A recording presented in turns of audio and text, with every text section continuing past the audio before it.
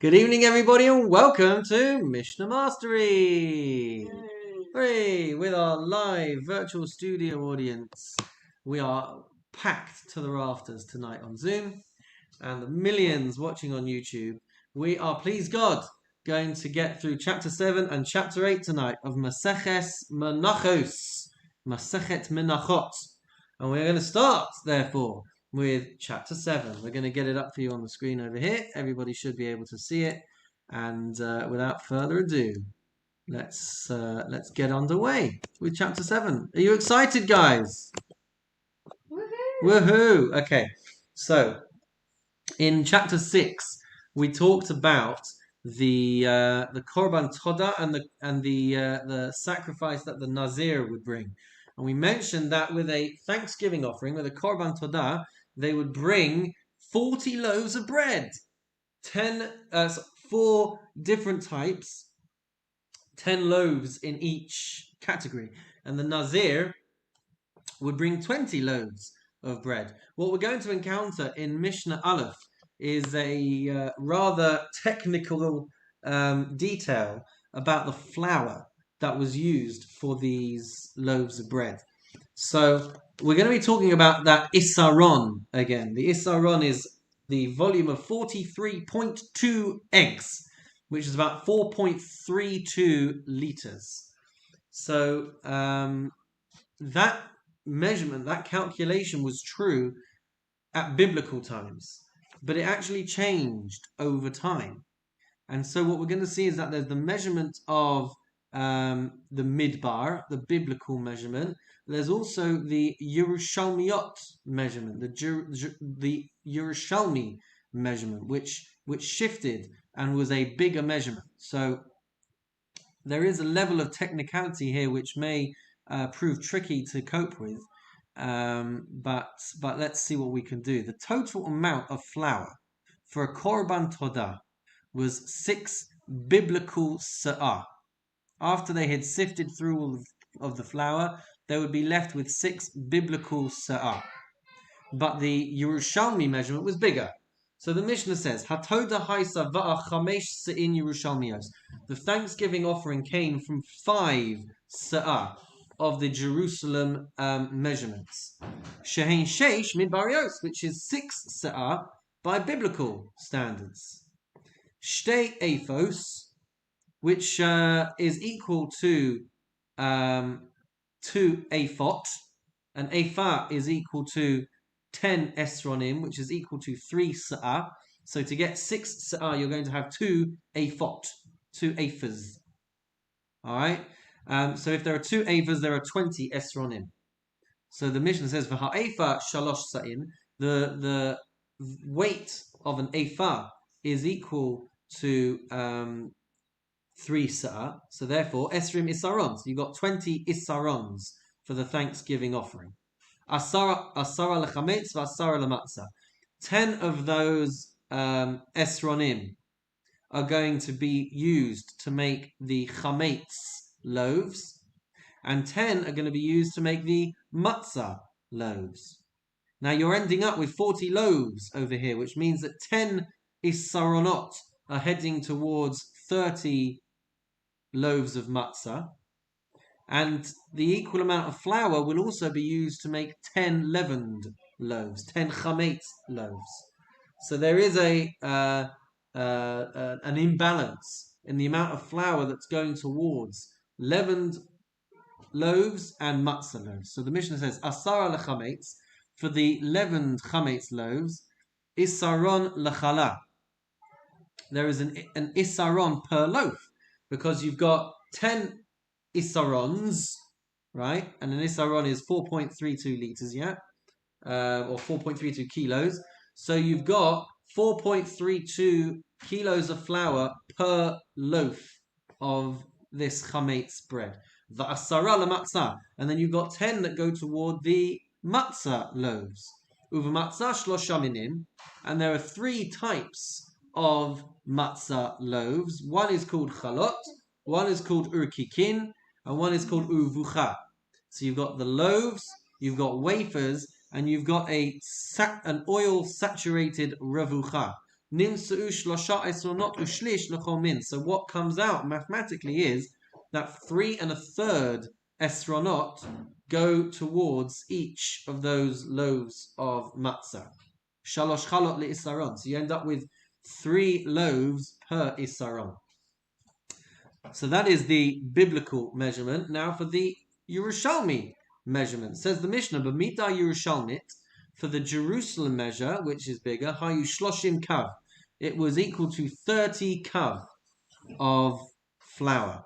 Chamisha asar lechametz, 15 kav went towards chametz, the leavened loaves. V'chamisha asar lematzah.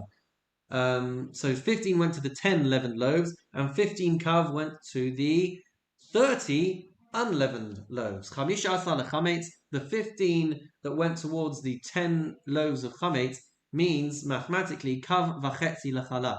Each loaf of bread had 1.5 kav of flour. V'chamisha asar lematzah, and the 15 kav that went towards the matzah. V'hamatzah shlosha minin, and we said as before that there are 3 types: chalos, rekikin, uruvucha. The loaves, the wafers, and the oil-saturated matzahs. Nimtzu, what comes out mathematically is chameshes kavim l'chol min.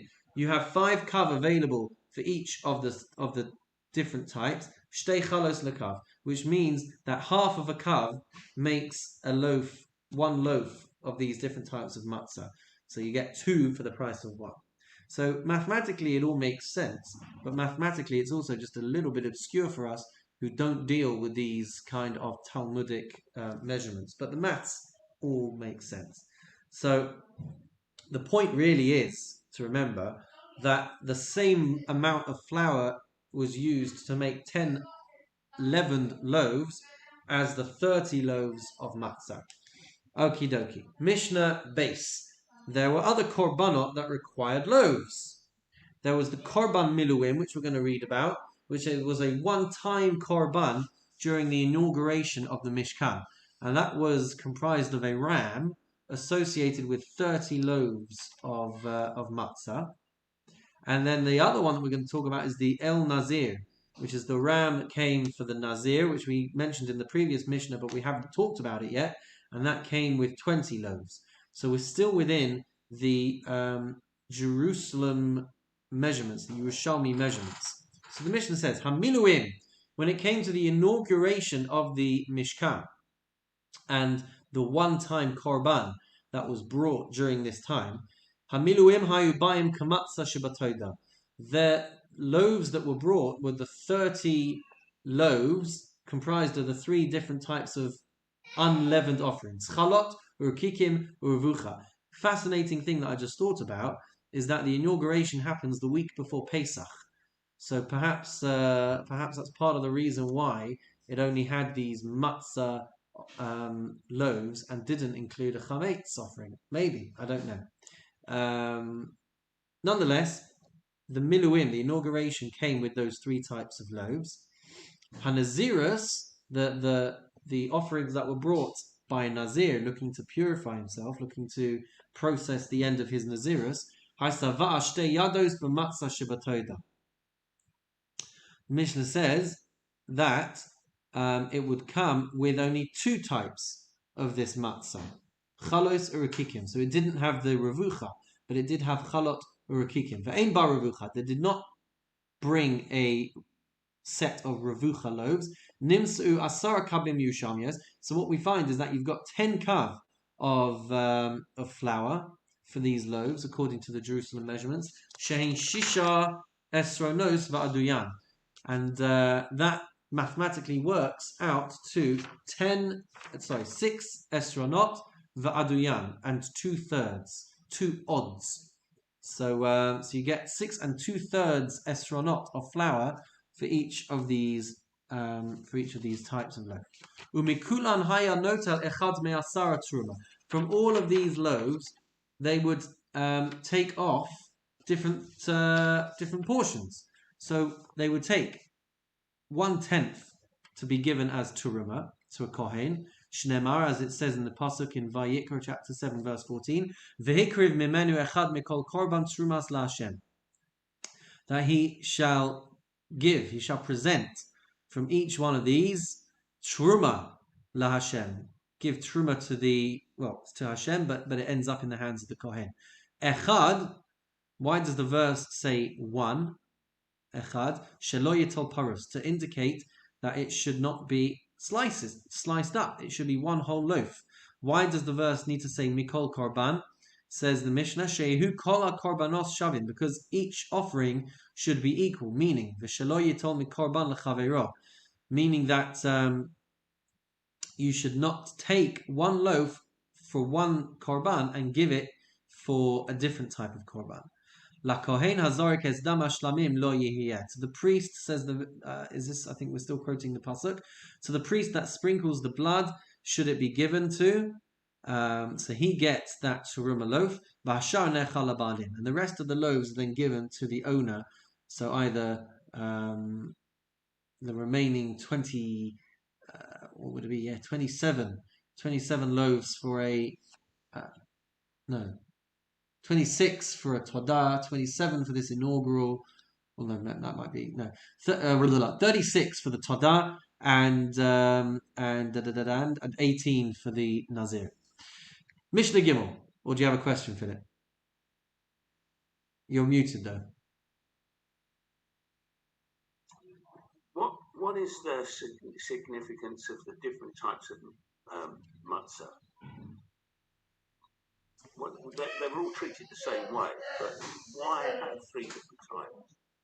Good question. Don't I? I don't know. It's the rules. Does anyone have anything there that's explained why you have these 4 different types of loaves and what they all represent, and why you might have 3 for the Korban Todah but only 2 for the Nazir? And it's a good question. I will try and look into that, Philip. I'll try and look into it. Good question.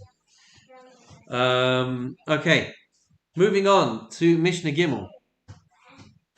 When you bring the Todah, right, back to the Thanksgiving offering, so there's not much that gets done to these loaves, with the exception of separating some off for Teruma.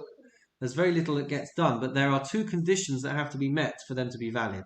Number 1, they have to be fully baked, and number 2, they have to be in a place where you can eat them. So the Mishnah says, "Hashochet es hatodah bifnim." If you slaughter your Thanksgiving offering in the right place, bifnim, within the confines of the temple, v'lachma chutz lachoma, but the 40 loaves are outside of the temple, they're in the wrong place. So the Mishnah says, "Lo kadash halechem." These loaves of bread will not be consecrated. You won't have discharged your obligation because they're not within the confines of the Beis Hamikdash. So they're not sanctified, which ordinarily they would be when the animal sacrifice is being processed. Shechata ad shelo karmu b'tanur. If you slaughter the thanks offering before they are baked, before they've reached the threshold of being considered baked, which is when they start to form a crust in the oven, va'afilu karmu chulan chutz me'echamen, even if all of them have formed a crust except for one, lo kadash halechem. Also, the loaves will not be sanctified. If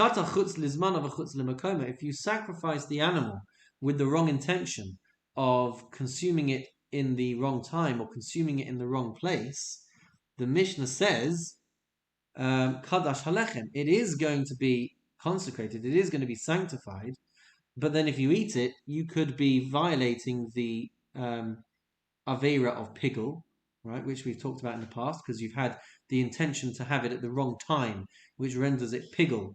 And so when you eat it, you could be chayav kares for eating the bread. Or if it's for the wrong place, then it could just be disqualified, in which case you're eating disqualified bread. Shechata v'nimtzeis treifa, if you sacrifice the animal and then you find that it was treif, that it had a wound which would cause it to die within 12 months, the Mishnah says, Lo kadash halechem, then the bread is not going to be consecrated.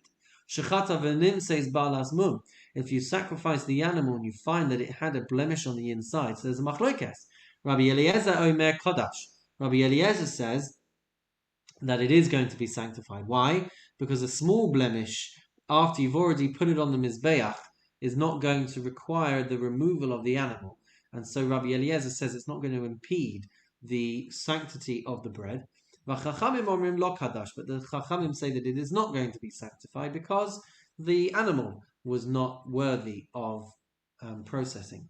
Shechata shelo lishma, if you sacrifice the animal with the wrong name in mind, v'chein el hamiluim, and similarly this would be the case for the ram of inauguration. If you had the wrong name, the wrong name attached in your mind when you slaughtered that, v'chein shnei chivsei atzeres, and similarly the two sheep that would be sacrificed on Shavuot, sheshechatan shelo lishman, which was slaughtered not for the right name, not for the right sake, lo kadash alechem. So in those instances, having slaughtered the Thanksgiving offering or the ram of inauguration or the two sheep that would be sacrificed on Shavuot, the loaves will not be sanctified along with the animals. It's going to be invalid.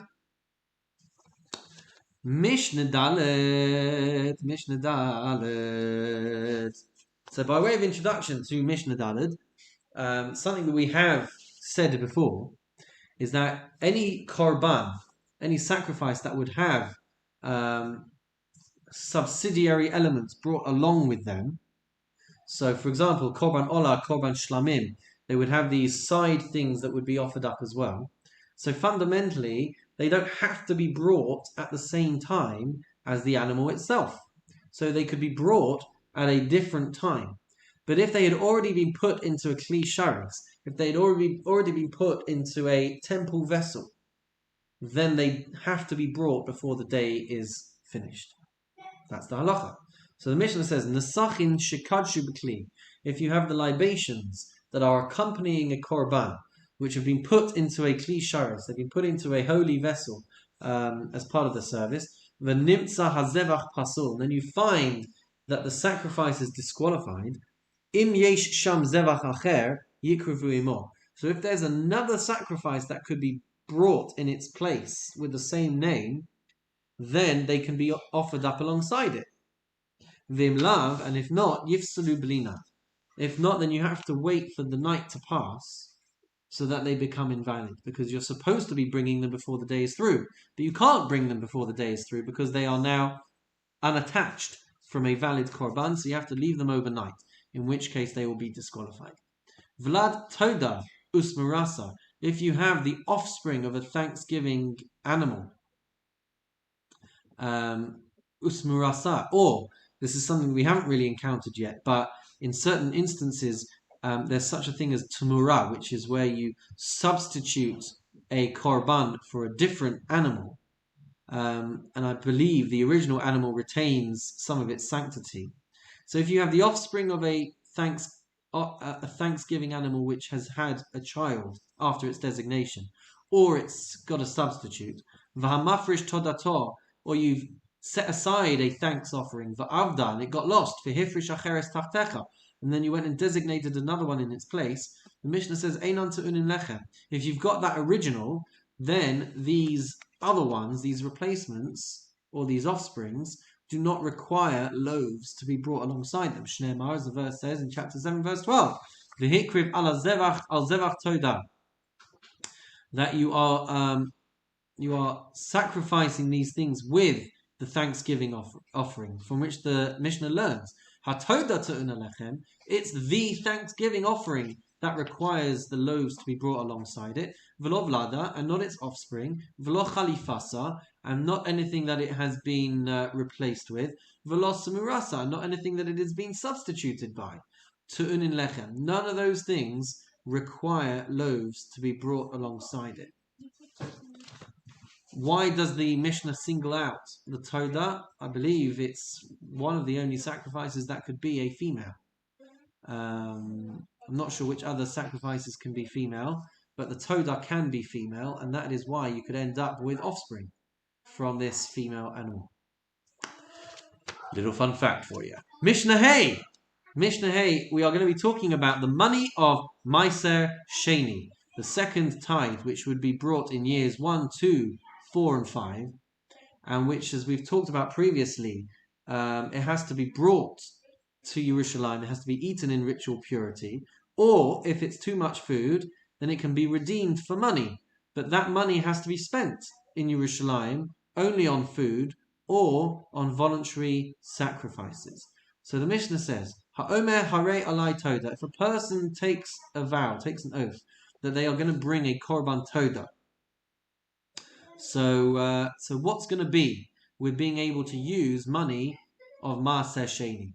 What's going to be the story? Or even food of Maaser Sheni?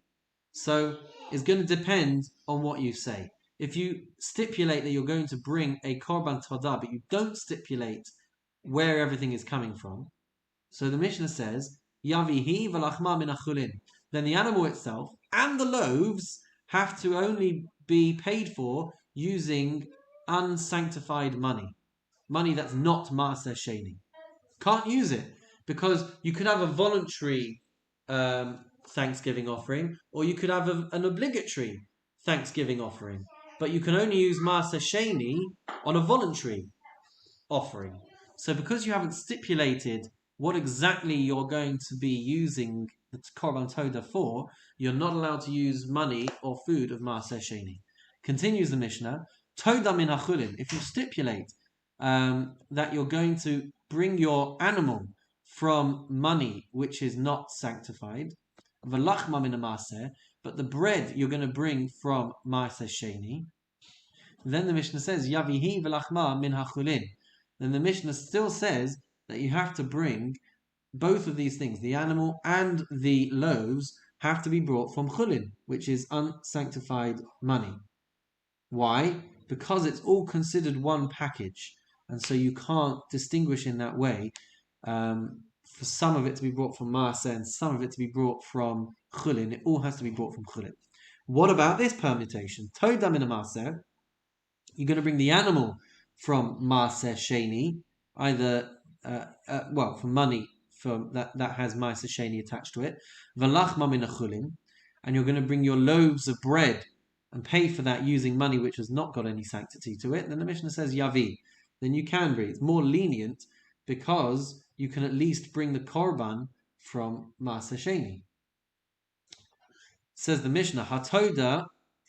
He v'lachma min maaser yavi. If you stipulate that you're going to bring both the animal and the bread from Maaser Sheni money, then you can do so.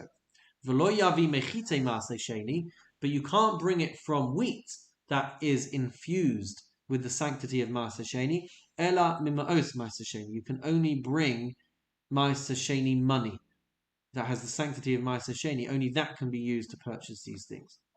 And then finally, to finish off chapter 7, we have got the following. Minayin la'omer hare alai toda.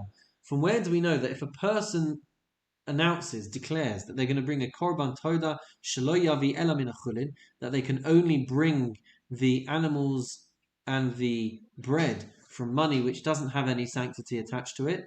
Shneimar answers the Mishnah because we have a pasuk in Devarim, chapter 16, verse 2. In Parshas Re'eh, about the Korban Pesach, V'zavachta Pesach la'Hashem Elokecha tzon u'vakar, that you shall sacrifice the Korban Pesach of the flock and of the herd. To which the Mishnah asks, V'halo ein Pesach ba ela min ha'kvasim u'min ha'izim, but doesn't the verse say, doesn't the Korban Pesach come only from kvasim u'min ha'izim, from only lambs and from goats? And if that's the case, in Cain, lama ne'emar tzon uvakar. Okay, so in our first verse, we said that the korban is going to be brought from tzon uvakar, from the flock and from the herd. But we say elsewhere in Parshas Bo that it's going to come from a lamb or a goat. So why did the verse in Devarim say that it's going to come from the flock or the herd? That implies other large animals. So the Mishnah answers, Ela lahakish kol haba min habakar umin hatzon la pesach. It connects and juxtaposes anything that comes from any sacrifice that comes from flocks or comes from herds, that is going to share some common ground with the Korban Pesach. What's the common ground with the Korban Pesach? Maha Pesach shehu ba b'chova eno ba ela min achulim. Just like the Korban Pesach, which is an obligation and can only be paid for using unsanctified money, af kol davar shehu ba b'chova. Any sacrifice that is an obligation, lo yavo ela min achulim, can only be paid for using unsanctified money. Lefichach, therefore, says the Mishnah, Ha'omer Hare Alai Toda, someone who designates that they're going to bring a Korban Todah without stipulating that it's a voluntary offering or a obligatory offering. Hare Alai Shlamim, or they make that declaration about bringing a Korban Shlamim, about whether it's an obligation or whether it's voluntary. Hoil vehem ba'im chavah, since these things can be brought as an obligation, lo yavo ela min hachulin, they can only be paid for using money which is not sanctified for any other kind of use. For example, ma'aseh sheni. And nonetheless, in any case, the libations which would come with these sacrifices, they can only be paid for using chulin, unsanctified money. Mazel tov, everybody, on completing chapter 7. Any comments or questions before we move on to chapter 8? In that case, let's dive right in, guys. This one is, you can sit back and relax a bit more for this one. It shouldn't be as mentally taxing as some of the other things that we've been discussing from. So in chapter 8, we're still going to be talking about the things that come along with korbanos. We're going to be talking about flour, we're going to be talking about oil, we're going to be talking about wine, but really quite interestingly, we're going to be talking about where these things would come from and how they would all get processed. So the Mishnah says, Kol korbanos hatzibu v'hayachid, all public and individual private sacrifices, ba'im min haaretz u'michutza la'aretz. The animals, or the birds, or the flour, they could come from the land of Israel, or they could even be brought in and imported from outside of Eretz Israel. Min hachadash u'min hayashan. They can be brought, the flour can be brought from the new crop, or they could be brought from a previous year's crop. Chutz min ha'omer u'shtei alechem, with the exception of the omer brought on second day Pesach, or the shtei alechem brought the 2 loaves brought on Shavuot, which had to come. She'enon ba'im ela min hachadash u'min haaretz. They could only be brought from the new crop that had been grown in the land of Israel. You could only bring the best quality grain. What is considered the best quality grain?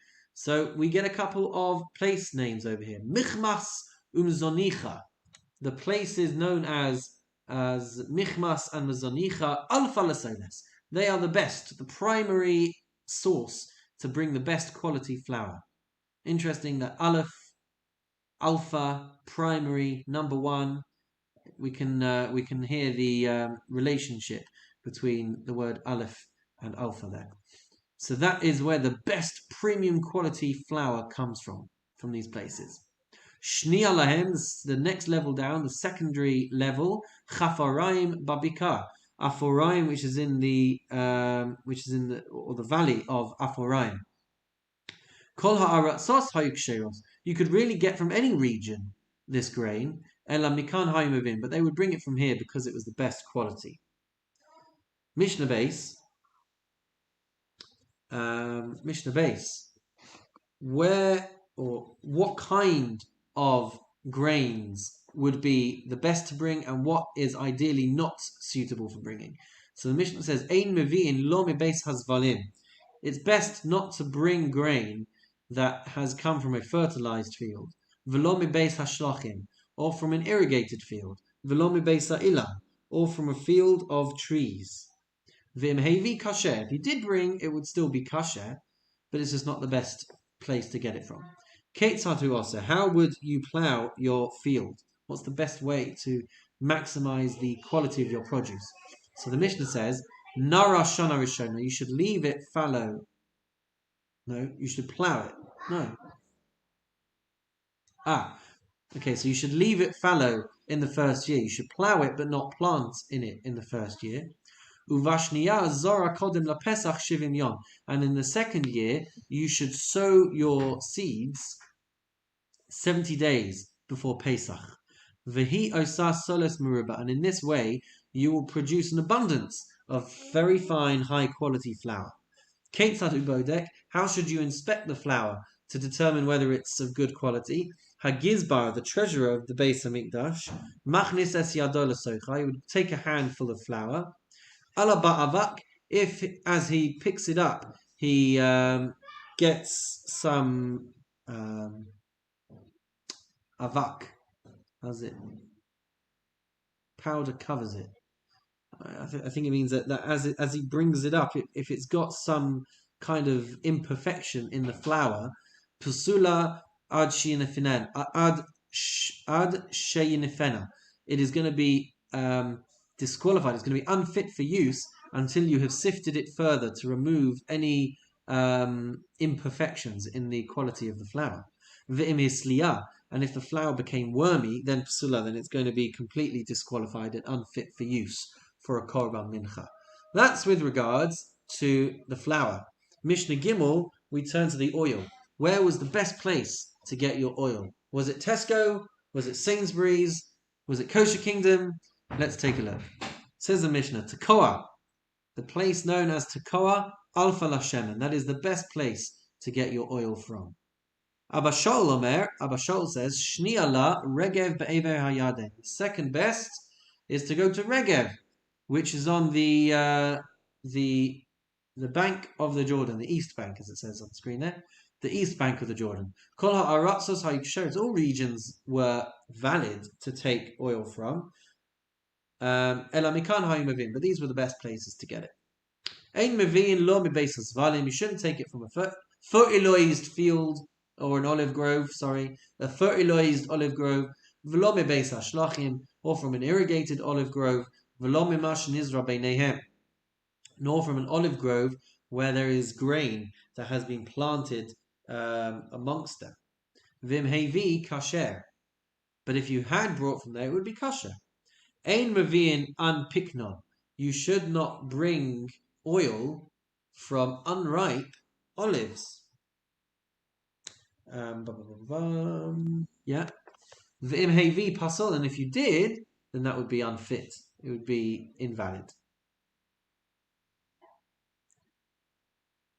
Bit confusing as to why the screen translates pasul as valid. Mark, do you have valid or invalid for unripe olives, the unpicked none? Not valid. Not valid. So I believe that's just a mistake on the screen. Ein mavin, unless I'm in the wrong place. Ein mavin min hagagurim shenishru b'mayim. You should not bring from olives that were soaked in water. V'lom min hakrushim. Or so why would you soak them in water? Because it would make it softer for crushing. So you can't bring you can't make your olive oil from olives that have been soaked in water. V'lo min hakrushim, or olives that have been pickled. V'lo min hashlukim, or boiled olives. V'im hevi pasor. And if you did, then these things are not going to be valid for use as olive oil in the Beis Hamikdash. Mishnah Daled. How do you go about preparing the olives to make olive oil for the Beis Hamikdash? So, Shlosha Zaysim, there would be 3 harvests of olives each year. Uvahen Shlosha Shmanim. And from these 3 harvests, you would get 3 different grades of quality of oil.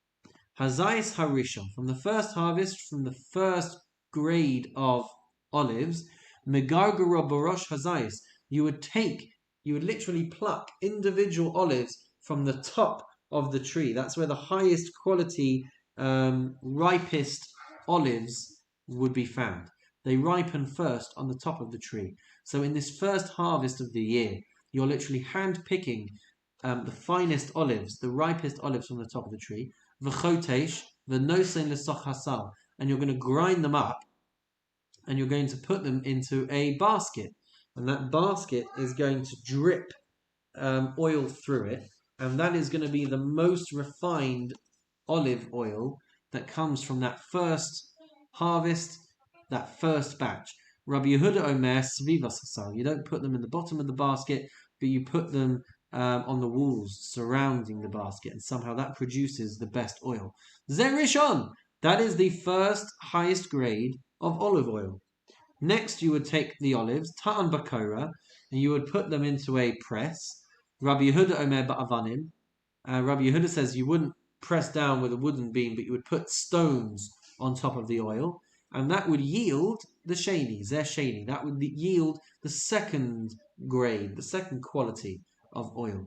Chazar v'tachan v'ta'an, and then when you go back and you press down again and you crush them a bit more, the oil that comes out, Zer shlishi. That is the third grade of the first harvest. Harishon the menorah. The first grade of olive oil, the first quality of olive oil, is the menorah. The menorah is the first grade of olive oil. The second grade of olive oil is the the first grade of the first harvest, that would be used as the finest, most refined olive oil for the menorah. V'hashar lemenachos, and the rest of that oil would be used for mincha offerings. Hazayis hasheni, then the second harvest, megargura b'rosh hagag, you would pick out from the top of the tree. Is that right?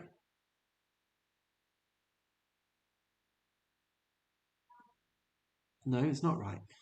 You would pick the crop of the olives from that you could reach when standing on the rooftop. Okay, which is about the middle of the tree. Pardon me? As high as the rooftop. Say again? As high as the rooftop. So you're going to the top of the tree. Yeah, it sounds like you're not reaching quite the same height as you are on the first one.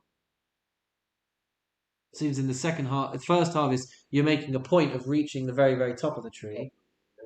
But the implication over here is whatever you can reach without too much inconvenience, I guess, is what you're going for. V'chotesh v'noten letoch hasal, and you're going to press down on that. V'chotesh, does that mean? Yeah.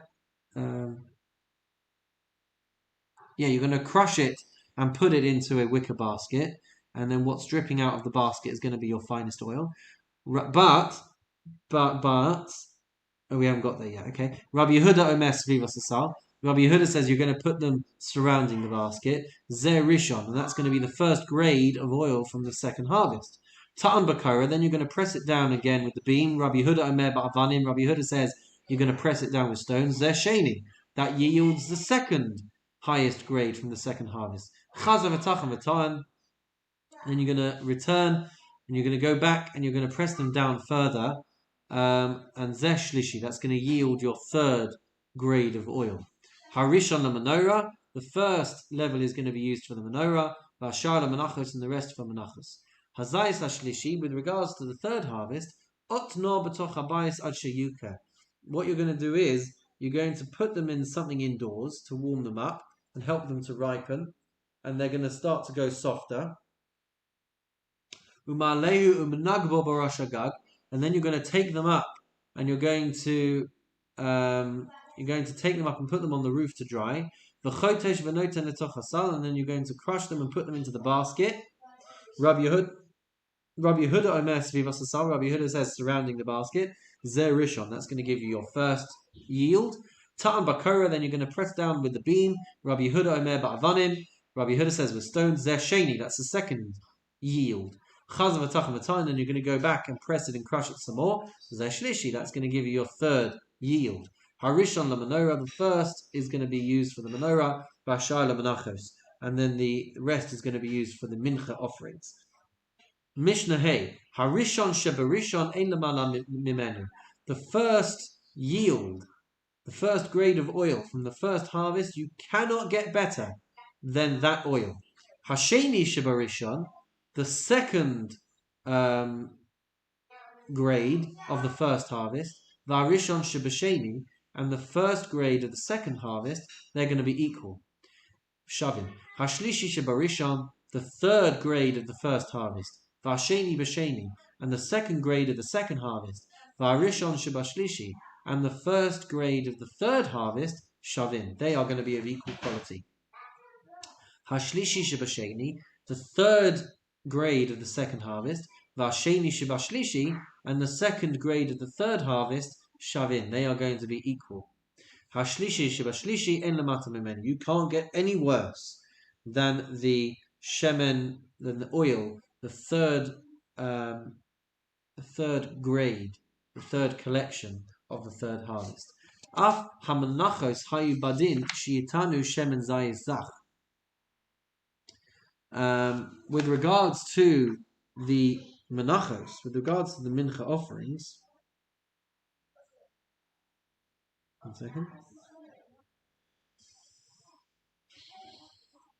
So the minchas, the oil that was used for these meal offerings, hayubadin, it was logical. Shiyitanu shemen zayizach. It's logical that you should require the highest level of pure refined olive oil, just like the menorah. Why would we think that? Ma im ha-menorah she'ena la'achila. Just like the menorah, the oil does not get eaten. But we are taught to una shemen zayzach that it has to be the purest, most refined drops of olive oil that go towards the fuel for the menorah. So then we would think like this: Hamanachos shein la'achila, the mincha which do get eaten. Eino din sheitanu shemen zayzach. Is it not logical to think that you need the best, highest quality, refined drops of olive oil? Talmud Loma. That's why the pasuk comes to teach us in interesting. In Shemos chapter 27, although on the screen it says Vayikra 24, it says in the pasuk Zach kasis lamaor, refined, ground up oil for illumination, which teaches us that for the menorah it has to be the finest quality olive oil, velo zach kasis lemenachos, but it does not have a need for this refined, pure olive oil for minchas. Mishnah Vav. Let's talk about wine. Where would they get the wine from? Where's the best place to get that? Says the Mishnah, Krusayim v'hatulayim alfa la'ayim. The areas, let's scroll down. The areas of Krusayim and Hatulayim are the best areas to get your wine from. Shnia lehen, the second grade down, is Beis Rima ubeis Lavan Bahar, is the area of Beit Rima or Beit Lavan in the Judean mountains. Uchfar Signa Babika, or the village of Signa in the lower Galilee Valley. Kol ha'aratzos ha'yuksheres. Anywhere is valid to get the wine from, even from Chutz La'aretz. Ela mikan ha'yu mevin, but this is where the best place would be. Ein mevin lo mibeis hazvalim. You shouldn't bring from fertilized vineyards, v'lo mibeis hashlachim, or from irrigated vineyards, v'lo mima shenizra beinehem, nor from anywhere from a vineyard where grain has been planted amongst the vines. V'im hevi kasher, but if you did, then it would still be fit for use. Ein meviim eliuston. You should not bring sweet wine which has been brought from sun-dried grapes. V'im hevi kasher, but if you did, then it would be kasher. Ein meviim yashan, divrei Rabbi. Rabbi says that you should not bring aged wine after a year. It would seem that you need to bring red wine for the Beis Hamikdash, but after a year it starts to lose its hue. So Rabbi says you should not bring this kind of wine, but the rabbis say that you can. Ein meviin lo matok, you should not bring very sweet wine, v'lo meushan, or wine produced from smoked grapes, v'lo mevushal, or boiled wine. V'im hevi pasul, and if you did, then it's going to be invalid and unfit for use. Ein mevin min adalios, you shouldn't bring from grapes which are suspended on a lattice instead of the ground, growing out from the ground. Ela min haroglios, rather you should bring from grapes that are grown at ground level. Umin akramim ha'avudim, and from cultivated vineyards, which get worked on at least twice a year. And I think we're on to our last Mishnah here for the night, Mishnah Zayin. Here we go, guys. How they would gather everything to be able to sell it to the Beis Hamikdash. So it seems that they would put it into small barrels so that there would be no spoilage. And there would be space left at the top to allow some of the odor to be present in the barrels. So they would not put the wine into large barrels, rather they would put them into small barrels. And they would not fill them all the way to the top, in order that when they open them, there should be some space left for the aroma of the wine. They would not skim the wine off the top of the barrel because of the white sediment that would build up there. And they would not take it out from a nozzle at the bottom of the barrel because you'd get sediment that comes out. So what would they do? They would bring the wine, they would drain the wine from the middle of the barrel. How would they check the quality of the wine? You've got the treasurer who is sitting there and he has a reed in his hand. They would open up the tap, as it were, the spigot, so that the wine comes out. Zarak es hagid vehikish b'kaneh. And he would, what does it say here? When he sees that the wine emerging draws with it any chalk-like scum, he would knock it with the reed so that they would close up the spigot. So they want only the best quality wine to be coming out. Rabbi Yossi b'Rabbi Yehuda Omer, Rabbi Yossi b'Rabbi Yehuda says, Yain she'ala bo kamachin pasul. If you have wine in which there is this flour-like white scum coming out, then it's going to be unfit for use for the libations. Shneimar, because as the pasuk says in Bamidbar chapter 28, verses 19 through 20, and also verse 31, it would seem, Tamimim yuhu lachem min chasam, that they should be unblemished for you and for the meal offering. Tamimim yuhu lachem v'niskehem, they should be unblemished for you and for their libations. So everything has to be brought from flawless, perfect produce, so that in the Beis Hamikdash only the very best will do. And that, my friends, is all we've got time for tonight. We've done chapter 7 and we've done chapter 8, and please God, next week we'll do chapter 9 and chapter 10. But in the meantime, we wish you all a wonderful and meaningful week. Take care.